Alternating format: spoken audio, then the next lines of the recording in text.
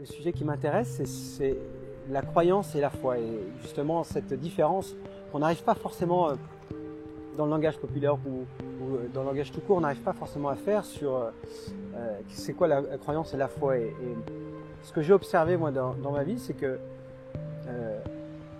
on a eu une éducation où j'ai eu une éducation souvent où on m'a amené à me donner une image ou une récompense quand je m'étais bien comporté. C'est-à-dire que le développement de ma croyance a été à chaque fois que je fais quelque chose de bien, on me donne quelque chose. Et ce qui se passe également ensuite dans la vie, c'est qu'il y a des gens qui ne veulent pas mettre un pied dans la spiritualité parce que ils ont été déçus ou alors la vie leur a mis un obstacle qui fait qu'ils perdent cette chance de croyance. Par exemple, tiens, j'ai décidé de sourire aux gens et puis tiens, il y en a un qui ne m'a pas souri. Ou je vais aider quelqu'un, il ne m'a pas aidé ou au contraire il m'a critiqué. Eh bien, c'est une sorte de test ou de défi un peu qui nous est proposé de manière à valoriser, à renforcer notre croyance. Et là où je veux faire le lien, c'est sur le fait de la foi. Moi, dans ma vie, j'ai eu plusieurs expériences où la croyance, j'œuvrais pour ça, je mettais plein de choses dessus, et bien sûr, je n'ai pas été récompensé. Et le jour où j'ai eu la foi en quelque chose, comme le fait d'être convaincu que il y a quelque chose de plus supérieur, le fait d'être convaincu que les choses ne nous arrivent pas par hasard, le fait d'être convaincu que oui, on a une énergie subtile, que notre pensée aussi impacte notre chemin de vie, eh bien, ça s'est transformé en foi. Et la différence entre la croyance et la foi, c'est que la foi, c'est quelque chose qui a été expérimenté, dans lequel aujourd'hui, on ne peut plus le remettre en question. Et la croyance, c'est quelque chose qui n'a pas encore été expérimenté, mais dans lequel je mets de la conviction, j'y crois. Jusqu'au jour où, justement, je ne vais pas avoir la récompense, parce que je fais tellement de bonnes actions, je ne vais pas avoir la récompense. Et c'est à ce moment-là que la magie se met en marche, c'est quand je continue d'y croire. Et quand on regarde toutes les personnes, moi qui ai modélisé pendant plusieurs années des personnes grâce à la PNL, mais qui a modélisé des personnes qui ont réussi, que ce soit dans le sport, que ce soit dans la finance, que ce soit dans l'amour également, eh bien, on regarde que ces personnes-là, je prends des personnes dans le milieu de l'entreprise, ils n'ont pas réussi la première fois. Ils ont fait faillite la première fois, 2 fois, ils ont fait faillite 3 fois même. Et c'est des personnes qui n'ont jamais renoncé. C'est-à-dire qu'elles n'ont jamais renoncé, quoi qu'il arrive. Et c'est ce qui les a fait basculer de la croyance à la foi. Parce qu'une fois qu'on est à ce stade-là, une fois qu'on est au stade de la foi, il ne peut plus rien nous arriver. Parce que de toute façon, on sait qu'on va obtenir, où on va être, où on va faire ce qu'on veut devenir. Cherchez d'abord dans le corps. Observez-vous, observez l'attitude, observez la façon dont dont vous respirez, observez la façon dont vous souriez. Observez le nombre de fois où vous ne souriez pas peut-être, pour commencer. Les pensées sont reliées par l'émotion est reliée par le mouvement, ou l'action comme on veut l'appeler, et l'action est reliée à la pensée. Donc les trois sont indéniablement liés. On peut passer par les trois selon la personne, là où elle en est. Par exemple, moi j'étais un sportif qui avait besoin de souffrir pour croire que j'allais réussir. C'est-à-dire que j'avais besoin d'associer, donc c'était une neuroassociation, c'est que quand je souffre, quand je fais du sport, eh bien je réussis. Et si j'ai pas cette sensation-là, ma croyance sur la réussite ne se développait pas. Donc pour des personnes qui passent trop de temps à faire du sport, qui passent trop de temps à être tout le temps dans le faire, pour retrouver cette sensation de souffrance afin de l'associer à la réussite, eh bien parfois on peut passer par l'émotion, parce que c'est souvent pour combler quelque chose. On passe par faire des activités. On meuble notre vie à faire des choses, de manière à avoir peu de temps à se regarder, peu de temps d'observer comment je pense ou pour simplement identifier son émotion. Donc, soit je passe par l'émotion, soit je passe par l'esprit. Quelle est ma pensée ? Il y a des questions qui sont puissantes aussi. Par exemple, en quoi je peux être gratitude aujourd'hui dans ma vie ? En quoi je peux être gratitude aujourd'hui dans ma vie ?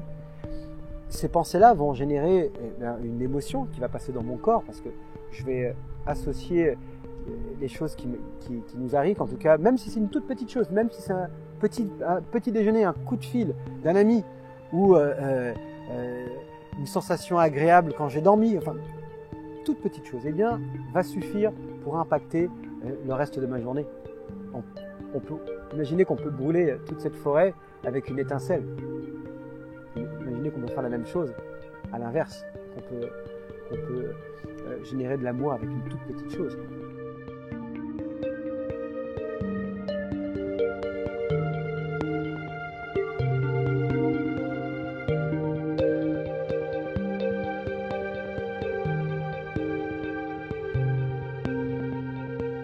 Quelque chose qui est assez magique lorsqu'on est dans un élément de la nature.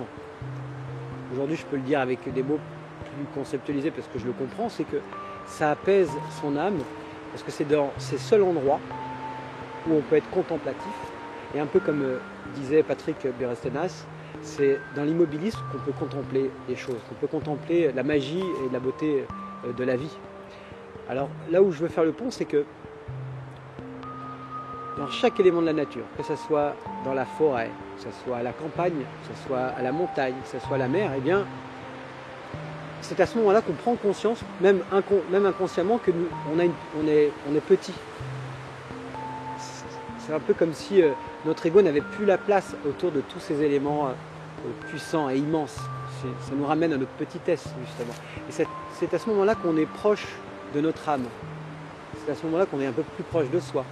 Je veux dire. Donc, c'est pour ça qu'on a des réflexes assez naturels quand les gens de la ville, eh bien, après avoir fait une semaine de travail et sont avec les enfants, ben, on les amène soit voir des animaux, soit aller dans la forêt. Enfin, en tout cas, je me souviens, moi qui habitais proche de la forêt, le week-end, c'était rempli de gens dans la forêt parce que ça nous recharge.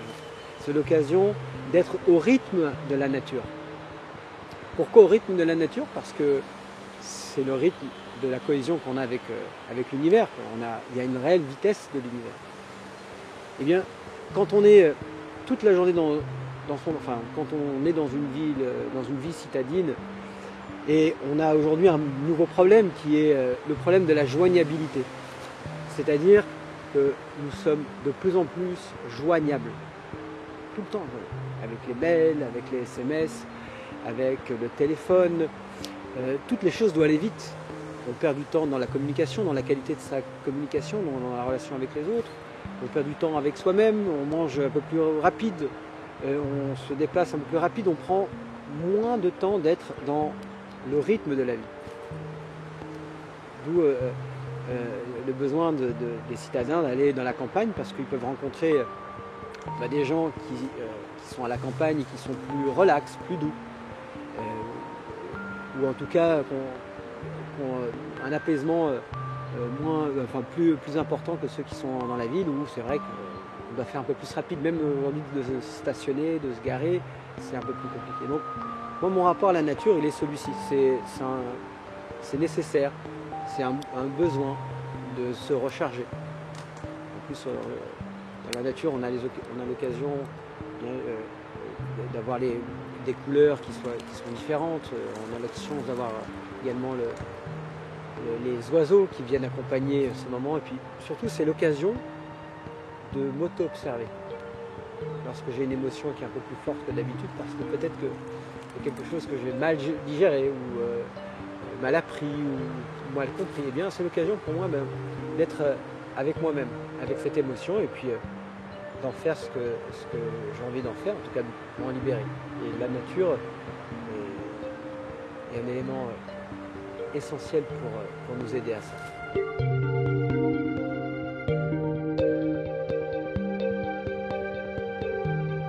Ça n'a pas été simple au départ de changer d'environnement, parce qu'il y a un conditionnement depuis l'enfance d'être dans un environnement, et puis de changer dans un environnement qui était beaucoup plus apaisant, en tout cas plus calme, ça me donnait davantage d'occasions de m'observer. Mon ego, il ne voulait pas ça. On voit bien qu'on a des résistances qui ne veulent pas forcément qu'on prenne du temps pour soi. D'ailleurs, les personnes que j'accompagne, et moi dans une période de ma vie, je faisais plein de choses. Mais je n'allais pas au centre de ce que je voulais faire. Donc on procrastine, ou on tourne, on accueille les choses des fois même qu'on n'a pas envie de faire, mais on les fait parce que ça nous donne l'occasion de ne pas s'intéresser à ce qu'on veut vraiment.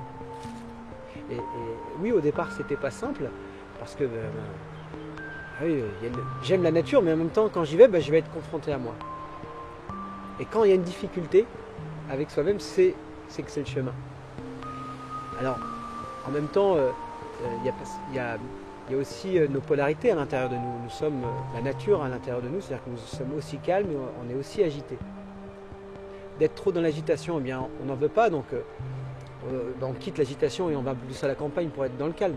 Mais à un moment donné, quand on est trop dans le calme, on s'ennuie, on se fait chier, on veut revenir à l'agitation. Donc, souvent, des personnes passent leur vie à osciller entre l'agitation et le calme. Mais comme on dit dans le bouddhisme, Dalai Lama, il explique, voilà, notre chemin est d'éviter d'aller dans les extrémités, de trouver le milieu, et non pas d'éviter, mais plutôt d'accueillir nos polarités. Je suis aussi bien la ville que aussi la campagne. Et c'est à soi-même de trouver ce bon équilibre, et beaucoup de gens le font. Je connais beaucoup de gens qui vivent dans la ville et puis très fréquemment augmentent de plus en plus leur séjour à la campagne parce que ça fait partie de nous-mêmes, nous sommes ça et ça. Et en refusant l'un, eh bien si on refuse la ville, et qu'on dit non, moi c'est que la campagne, eh bien ce qui se passe c'est qu'on divise une partie de nous à l'intérieur.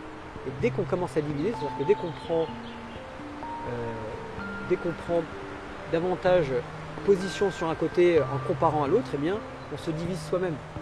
On se coupe d'une partie de soi-même parce que nous sommes les deux. La nature est faite de positif et de négatif, d'hommes et de femmes, mais nous sommes les deux. Donc c'est de trouver cet équilibre. Et pour trouver cet équilibre, la seule réponse, la bonne nouvelle, c'est que chacun a tout ce dont il a besoin en soi. La bonne nouvelle, c'est qu'on a tout ce dont on a besoin. Ça demande pas de la chercher ailleurs dans une agence de tourisme qui va vous dire que c'est là-bas, que c'est mieux. Ou chez un copain qui a déménagé, ou quelqu'un qui fait telle ou telle activité. Non, c'est d'aller chercher à l'intérieur de soi et puis d'expérimenter en se déplaçant, en s'écoutant. Oui, là c'est confort chez moi, et là aussi c'est confort.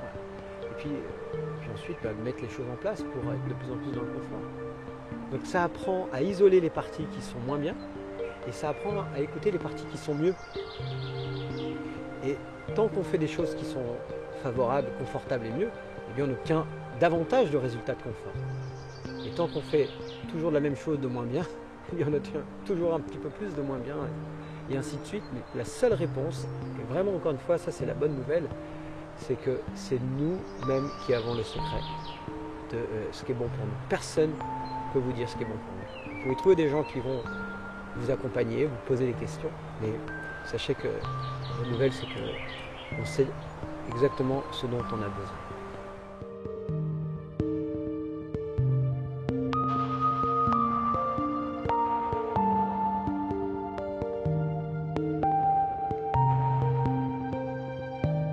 Quand j'étais gamin, je piquais des cerises chez les gens et à chaque fois qu'il fallait escalader, on était toujours pressé, on en bouffait plein son ventre et on les appréciait pas forcément. Enfin, si, ce qui était à en apprécier, c'est de pouvoir les manger gratuitement. Là, c'est cool. Non, je peux prendre mon temps. Bon, par contre, il y a une sélection à faire. Hein. Ouais, ici, l'été, il est un peu en avance. Là, les cerises, on est au mois de mai, elles sont déjà cuites. Mais bon, voilà. Ce soir, voilà, on sait que si on veut un gâteau avec Lola, on sait qu'on veut un petit clafoutis. On va aller chercher les cerises.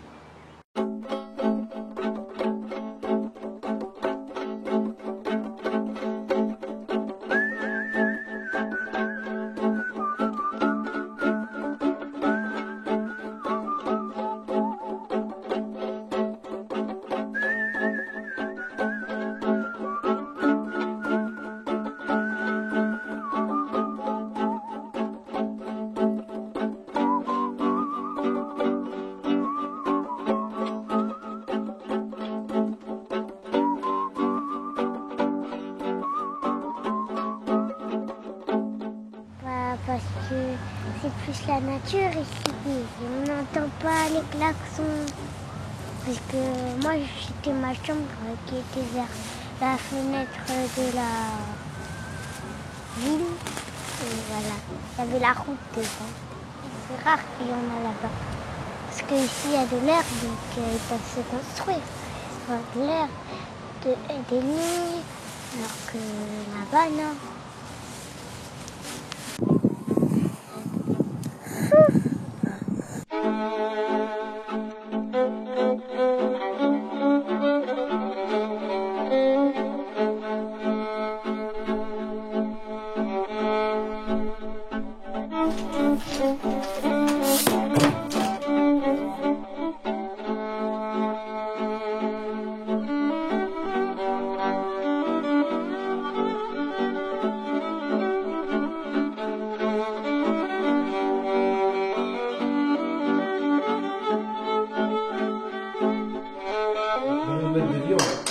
Quand on est passé végétarien, eh bien, ce qu'on a découvert, c'est que la nourriture, c'est le moment où le repas est le moment le plus convivial.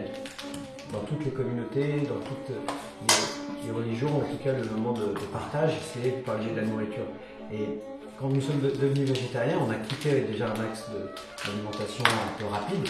Eh bien, on a appris à toucher les aliments, à les préparer. Et puis, on avait aménagé notre premier appartement ensemble avec Camilo, de manière à ce que nos convives puissent partager et faire le repas avec nous. Ah, pour ceux qui vont être des futurs invités, ils savent qu'ils vont préparer avec nous.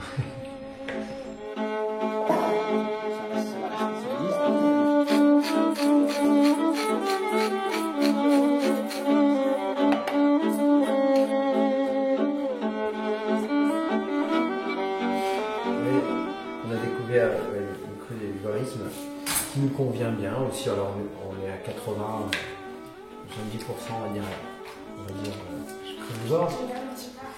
L'avantage c'est aussi qu'on trouve des produits frais tous les jours. Et puis surtout qu'on aime ça, on aime les saveurs, on aime les aromates, on aime les mélanges. Et puis aussi l'hiver, on est un peu plus cuit, on fait plus de soupe. Même si on peut les faire crus, on aime bien faire crus, mais c'est surtout aussi pour aussi l'équilibre avec le lard, parce qu'on ne va pas imposer également notre façon de faire, même si elle est végétarienne. Mais bon. Après, aujourd'hui, on lui propose, si elle veut manger des animaux, si elle veut manger de la viande, eh bien, elle le peut. À la cantine, on a été ouvert avec elle pour lui dire, écoute, si tu vois tes amis, et que ça te donne envie, et écoute, expérimente, et ensuite tu te feras un avis. Qu'est-ce que tu en penses là? Je mange ou pas? Ça donne envie de manger aussi de la viande comme Nicole. On a appris à Lola que toutes les choses étaient vertueuses et vicieuses. C'est-à-dire qu'un couteau, ça a ces deux aspects. Ce qui compte, c'est la façon dont on s'en sert. Au contraire, ça encourage l'enfant dans sa confiance, parce que c'est des outils d'adultes, mais si on transfère sa peur parce qu'on a peur qu'elle se pique ou qu'elle se coupe, il n'utilisera jamais ça et elle apprendra avec plus de difficulté le monde de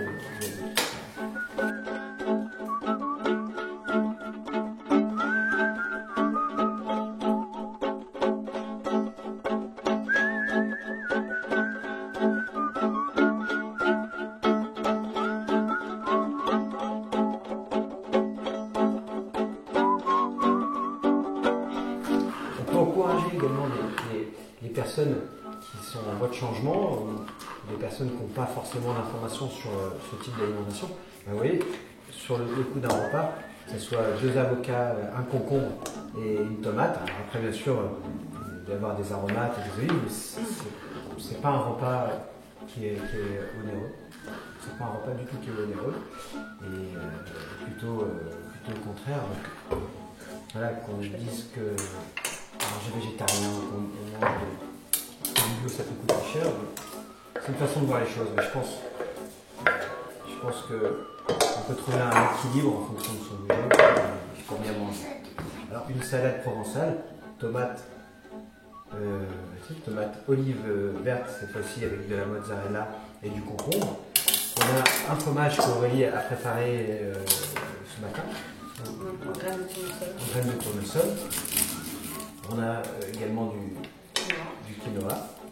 Aux épices, ouais, j'ai mis du massaman en épices avec de l'huile d'olive et puis un guacamole. Voilà. On reçoit des gens aujourd'hui en plus.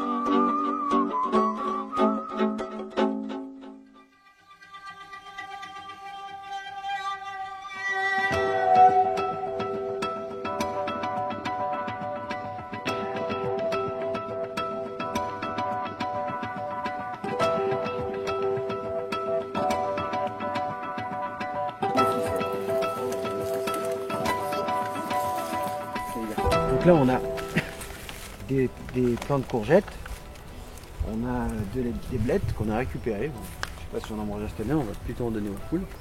Et là on a des aubergines, là il y a des concombres, et là c'est des tomates, mais ça je vais en parler parce que on a une particularité, on a fait nous-mêmes nos plants de tomates, et sans savoir, sans qu'on ait eu d'informations au départ sur la difficulté de faire des plants de tomates, et bien maintenant on a réussi à en faire. Pour la première fois on a des plants de Cocopili, parce que nous sommes donateurs de chez Cocopili, et oui, on est assez content, assez fiers d'avoir réussi nos plants de tomates. Mais je pense que si on nous aurait dit que c'était difficile au départ, il est bien probable qu'on a rencontré une difficulté. Là on a suivi le mode de germination normal, en mettant dans des petits pots, on les a mis à la lumière, à 20 degrés, enfin voilà. La plupart, sur 250, on a dû en avoir 220, 210. Il y a des avis assez partagés comme dans tout. Hein, donc il y en a qui disent de ne pas retirer les herbes indésirables, d'autres qui disent de les retirer. Alors ça se fait au feeling quoi, après. Hein. Alors, on a des critères d'organisation. C'est vrai que des fois ça devient la jungle, c'est vrai que je la retirais. Mais je ne mets surtout pas de Roundup, de choses dessus, je la retire à la main. Et puis le double avantage, c'est que quand on les retire, les herbes, puis on les donne aux poules. Voilà, c'est leur alimentation, c'est l'alcalinité qui pourrait être nécessaire également, de manger du verre. Il n'y a pas que nous aussi qui vont manger du verre, les animaux mangent du verre. On a une grande production en tout cas de tomates. La particularité, c'est déjà bien sûr pour notre consommation, pour également pour que nos clients puissent également se servir, parce que ça c'est aussi assez symbolique. Lorsqu'on a l'occasion d'aller dans un potager, prendre des tomates, on puisse les manger, c'est sacré tout ça. Et l'autre particularité, c'est que lorsque nous sommes arrivés en Provence, eh bien, quelque chose qui m'a touché, c'est que tous les voisins que l'on a rencontrés, qui avaient un potager, ils venaient nous apporter des tomates. On nous a apporté c'est des symboles, hein, mais c'est des attentions particulières dans lesquelles on est chacun tous assez sensibles lorsqu'on t'apporte des choses que toi tu fais. C'est comme quelqu'un qui fait une peinture, quelqu'un qui fait une sculpture. On nous apporte aussi les vêtements qui ont été cousus. Enfin, voilà. Et c'est une manière pour nous aussi de pouvoir contribuer et rendre l'appareil. Du coup, ça nous permet l'été, surtout l'été, parce que l'hiver, on met moins de choses dans le potager, mais d'être autonome en légumes, quoi. Donc ça veut dire que les tomates, on mange nos tomates, les salades aussi, les concombres, tous ces produits d'été. Et en plus, on a de quoi partager avec les autres, donc c'est encore mieux. Voilà. Tu la rapproches, tu peux faire un petit tour.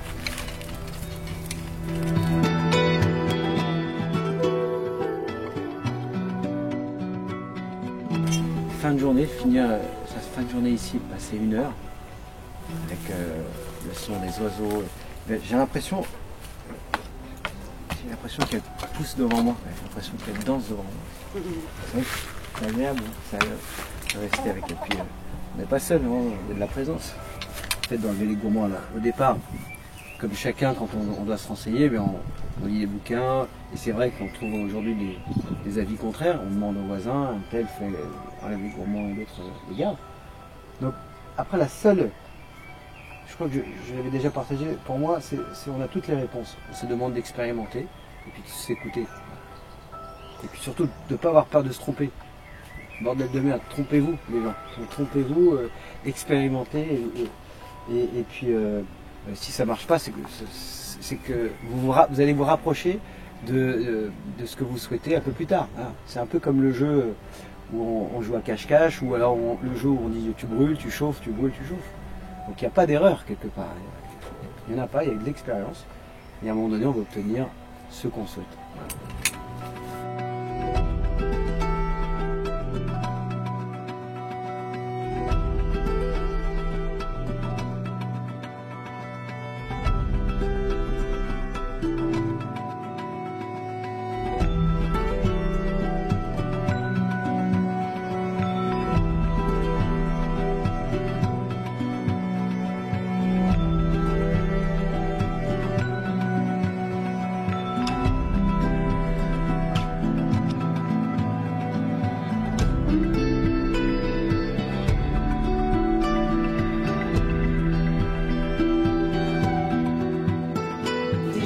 quand nous sommes arrivés quand nous avons emménagé dans cette maison, on avait tous les deux un travail à Paris. Pascal, son atelier de coaching sportif, et moi, une agence de communication. Donc on faisait chacun les allers-retours, navette Paris TGV, on se croisait, on se voyait pas, on gérait Lola un peu comme on pouvait. Et moi, ce qui s'est passé, c'est que déjà, au fur et à mesure, j'étais de moins en moins alignée à aller à Paris. Et aussi, j'ai travaillé beaucoup en tant qu'agence graphique, beaucoup avec le milieu du spectacle. Et ça commençait un peu à s'essouffler au niveau des clients que j'avais, tout ça. Et du coup, moi j'en suis arrivée à carrément fermer l'agence. Et pendant, on va dire 5-6 mois, j'étais un peu en mode je vais prendre du temps pour moi, je vais essayer de me raligner, qu'est-ce que j'ai envie de faire, beaucoup de questions. Donc je me suis beaucoup investie dans la maison, avec Lola, avec Pascal. Et on a cette grande maison et on avait déjà commencé les travaux dans le sens à pouvoir organiser, recevoir des gens pour faire des stages sportifs. Donc ayant déjà ce potentiel chez moi, on s'est dit pourquoi ne pas tout simplement ouvrir des chambres d'hôtes, voilà. Vu que j'aime recevoir, j'aime partager, j'aime préparer les choses, tendance, tout ça. Voilà, donc il y a cette partie-là. Et après, Pascal m'a proposé aussi de l'aider à gérer toute la partie administrative, un peu communication, d'être un second pour son atelier à lui, quoi. Lorsque nous sommes venus en Provence, ça nous avait plu de découvrir les maisons d'hôtes et on s'est dit pourquoi pas avoir de l'autre côté aussi une maison dans laquelle on pourrait recevoir du monde. L'intention a été portée, mais notre mental n'avait pas le contrôle sur cette possibilité-là, par plusieurs contraintes, nos activités à Paris, et puis également les coûts, les moyens pour pouvoir le faire. Et il y a quelque chose dans lequel on ne s'est pas posé comme question, on ne s'est pas posé la question de comment on va faire. Et ça a été générateur dans le sens où si au départ on se serait dit comment on va faire pour en être là aujourd'hui, et dans la situation où nous sommes, eh bien on aurait été complètement démotivé parce que déjà c'était pas imaginable, mais aussi si on se l'imaginait, il y a trop de paramètres qu'à cette époque-là on ne contrôle pas. Pourquoi ? Parce que toutes les bonnes choses, comme des fois les choses moins bonnes, arrivent en dehors de ce qu'on contrôle. Ça arrive toujours en dehors de notre écran de contrôle dans la vie. Et au fur et à mesure qu'on ouvre son esprit, qu'on ouvre son cœur à notre intention, il y a des opportunités qui s'ouvrent, il y a des rencontres qui se font, parce que la vie est qu'une histoire de rencontres, une histoire de cœur, une histoire d'empathie, de sympathie, de rigolade, quoi. Quand nous sommes ici, on s'occupe de la partie communication, avec les appels, avec également l'organisation des programmes. Et on a réussi à faire un pont avec l'établissement de préparation mentale et préparation physique, d'organiser des séjours à thème de développement, que ce soit sur le thème du co-développement, de l'intelligence collective, des séjours à thème sportif ou des séjours à thème bien-être et santé, par le biais de la cuisine. Donc, ce qui fait qu'on fait toujours le pont entre Paris et ici. Voilà. Et ça, bien sûr, on connaît plusieurs personnes qui ont ce rêve, en tout cas, de pouvoir travailler à la maison et de pouvoir faire profiter les gens de leur univers. Et bien, voilà, on y est arrivé. On n'a pas d'explication sur comment on peut le faire, mais par contre, je me répéterai, c'est surtout la foi. Parce que des orages, on en a rencontré pour arriver à ce qu'on est là aujourd'hui. On a des orages, des conflits, ça n'a pas été simple, mais par contre, c'est la foi qu'on est sur le bon chemin.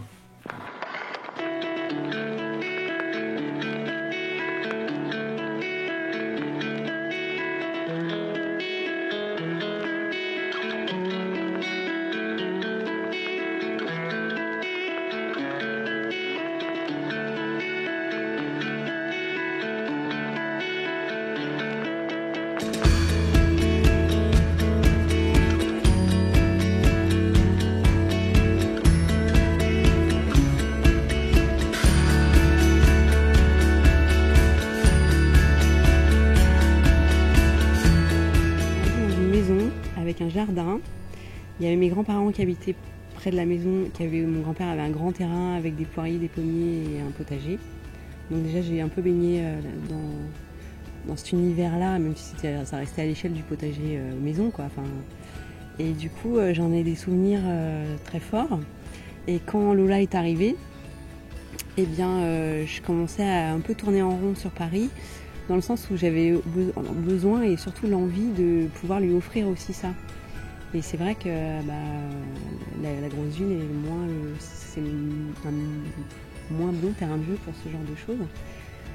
Et du coup, en arrivant ici, pour moi, c'était le bonheur total parce que on a vite trouvé les petits producteurs locaux avec les super tomates, même tout le même hiver, on a des légumes de fou. Et aussi le fait d'être dehors, quoi. Enfin, de vivre beaucoup plus dehors, en lien avec tous les animaux.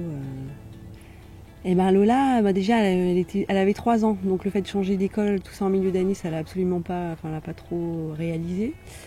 Mais pour elle, je sais pas, moi je la trouve plus qu'épanouie. Elle vit beaucoup dehors, tout souvent, les jeux extérieurs, le potager, la découverte des animaux, s'occuper des poules. Moi je la vois épanouie et elle est épanouie, quoi. C'est vite recréer son petit élément d'amis. Lola, je la vois également, je la ressens plus épanouie en rapport avec, on va dire en vibration avec ses parents. Comme nous le sommes également, on a trouvé une évolution en s'écoutant davantage par rapport à l'environnement où on vit. Alors, c'est surtout c'est pas faire de comparaison entre la ville et ici, puisque les deux sont formidables. Mais cependant, dans l'évolution d'un être, il y a à un moment donné, on cherche son environnement qui va être favorable à son organisme. Donc, chacun a des idéaux différents en fonction de son environnement. Et nous, c'est vrai, quand on est venu ici, on a senti que là, on ne sait pas comment on peut l'expliquer intellectuellement, mais au niveau du corps, oui, c'était cet endroit-là. Et comme nous, nous sommes sûrs de ce lieu et on est heureux de cette nouvelle habitation, et bien Lola, elle est en vibration avec nous-mêmes. Quand je faisais les allers-retours à Paris pour travailler, j'arrivais direct, quand je descendais du train, j'arrivais sur Paris, je me remettais dans un rythme, je suivais les gens qui étaient dans un rythme et voilà, et un rythme qui me dépassait en fait. Tout allait beaucoup trop vite. Et quand je revenais à la maison, je mettais un jour ou deux à me remettre dans ce rythme plus lent et plus doux avec moi-même.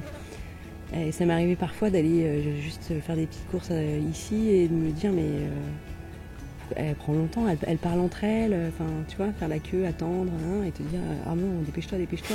Alors que finalement elles ont complètement raison. Je le fais maintenant, je parle, j'échange, on prend le temps déjà de communiquer tout simplement. Et avec Lola c'est pareil, il y a eu le côté où déjà j'ai arrêté mon travail, j'ai arrêté d'aller à Paris, donc j'étais beaucoup plus disponible pour Lola. Et du coup ça a refait sortir la douceur qui était déjà en moi mais que j'avais un peu perdue par cette vie effrénée et rapide tout le temps. Et du coup il y a aussi ce côté-là avec un enfant de pouvoir créer du lien dans la douceur, être dans la patience, dans le voilà. Donc ça laisse beaucoup plus de place à l'enfant aussi d'être comme ça, dans l'écoute, tout quoi. Elle fait un pont sur le temps. Et ça a été, en tout cas pour moi, ça a été moins simple qu'Aurélie, parce que on a eu quand même aussi des prises de décision qui peuvent sensibiliser de chacun. C'est que moi j'avais plus cette ambition aussi financière. On avait un rythme de vie intéressant, que ce soit sur le plan financier et aussi sur le confort. Et le fait de venir ici, eh bien, on a dû prendre aussi un choix. Alors, c'est un choix qui est basé sur la partie qualitative. C'est-à-dire de gagner moitié moins, mais de gagner en qualité de vie beaucoup plus, et pas simplement de la moitié. Donc, alors, les choses se font dans le temps, hein, ça se lisse, mais par contre, voilà, c'est un questionnement qui a été intéressant pour nous, et puis aujourd'hui sans regret, quoi. Voilà. Simplement, c'est qu'il y avait un inconscient collectif qu'on trouve pas simplement sur Paris, hein, dans les grandes villes où ça va vite. Hein, les provinciaux vont dans la ville, les banlieusards vont dans la ville aussi parce que c'est là où on peut gagner des sous et qu'on peut être beaucoup plus productif. Donc, personne n'est responsable de ça. C'est simplement on a un inconscient, chacun qui est orienté vers le fait d'être beaucoup plus productif. Donc, sans le savoir, c'est vrai qu'on marche un peu plus vite, quoi. On va plus vite vers l'avant. Et là, on va en province justement pour être un peu plus dans le rythme de la nature. Voilà, et on est un peu plus sensible à entendre les oiseaux. Et puis en plus, si on a la chance d'avoir aussi un potager, eh bien, c'est marrant, mais on a l'impression que ça bouge. Mais bien sûr que ça bouge. C'est pas qu'une impression, mais c'est d'une subtilité quand on regarde des légumes, quand on regarde des plantes. Et à ce moment-là, c'est un peu comme si on observait sa respiration. Eh bien, tout s'apaise.